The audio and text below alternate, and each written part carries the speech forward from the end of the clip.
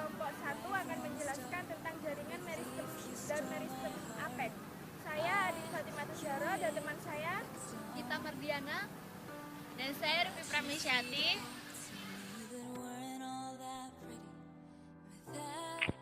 Jaringan merupakan kelompok sel yang memiliki struktur dan fungsi yang sama. Jaringan pada tumbuhan dibagi menjadi dua, yaitu jaringan meristem dan jaringan non-meristem. Jaringan non-meristem memiliki jaringan dasar, jaringan dermal, dan jaringan pembuluh. Tipe jaringan meristem. Yang pertama, meristem primer, ditemukan pada daerah ujung pertumbuhan-pertumbuhan primer. Meristem apex pucuk, akan membentuk sistem pucuk, yaitu meristem batang, primordia atau bakal daun, dan primordia atau bakal tunas. Meristem apex akar, akan membentuk jaringan pada akar.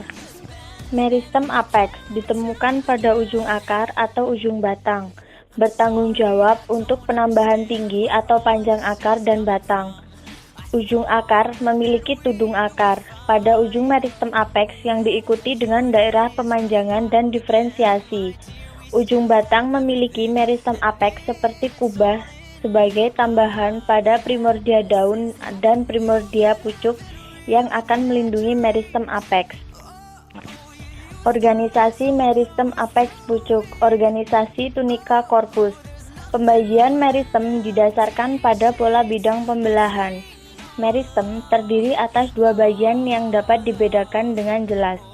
Yang pertama, tunika terdiri atas 1 sampai 2 lapis sel pada permukaan.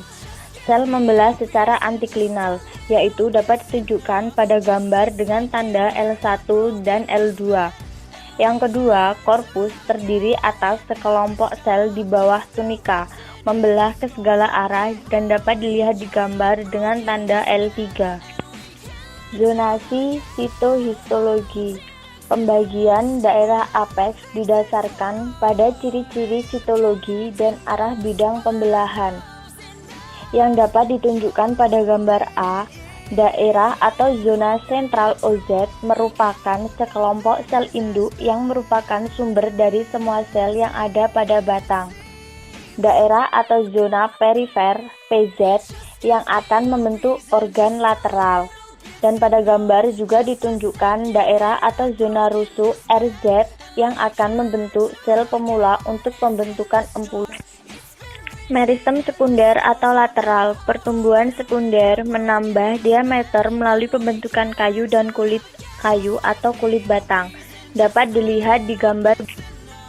Meristem lateral. Dua tipe meristem lateral, yaitu kambium pembuluh dan kambium gabus. Yang pertama adalah kambium pembuluh. Dapat dilihat dari gambar, yaitu dengan keterangan lapisan sel yang membentuk silinder tipis di sekeliling batang atau cabang dan akar, terletak di antara jaringan kayu dan kulit kayu.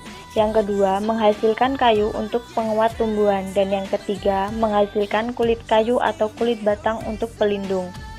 Kambium gabus dapat dilihat dari gambar. Yang pertama, dapat diberikan keterangan lapisan sel membentuk silinder di bagian luar daerah kulit kayu. Dapat menghasilkan lapisan pelindung pembuluh. Meristem interkalar. Daerah pertumbuhan yang terdapat di bagian basal dari nodus dapat dilihat dari gambar.